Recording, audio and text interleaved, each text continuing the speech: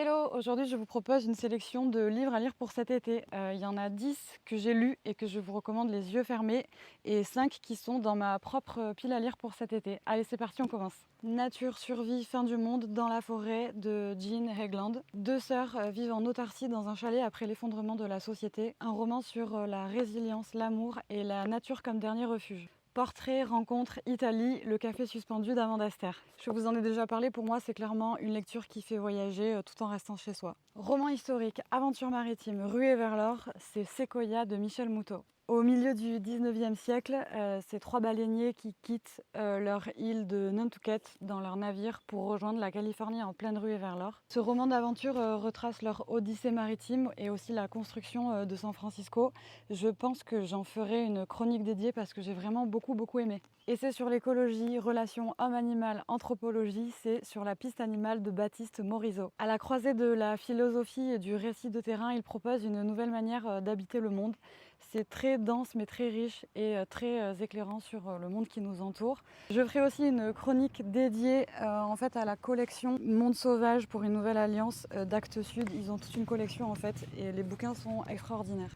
Condition de la femme, histoire, féminisme, c'est Le bal des folles de Victoria Mass. À la fin du 19e siècle, des femmes internées à la Salpêtrière participent à un bal organisé pour l'élite. Un roman poignant sur la violence faite aux femmes et les débuts de l'émancipation. Carnet de voyage, roman épistolaire, c'est Carte postale de Grèce de Victoria Hislop. À travers des cartes postales envoyées à une inconnue, on voyage de village en village dans une Grèce solaire et pleine de secrets. Épopée, littérature, jeunesse, c'est Watership Down de Richard Adams. Une colonie de lapins fuit la destruction de son terrier et cherche une nouvelle terre. C'est une allégorie sur le courage, la politique et la survie en communauté. Il m'a fallu un peu de temps pour me plonger dans l'histoire, mais après je pouvais plus m'arrêter. Et pour les fans de lapins comme moi, c'est très cool. Voici les 5 qui sont dans ma pile à lire pour cet été. L'île de Robert Merle, numéro 2 de David Fuenquinos, Eldorado de Laurent Godet, Avec les fées de Sylvain Tesson et que je n'ai pas avec moi encore, La fille de Lake Placid de Marie Charelle.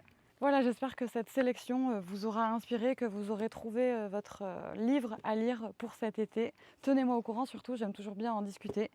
Et puis je vous dis à très bientôt pour une nouvelle chronique durant l'été. Ciao ciao!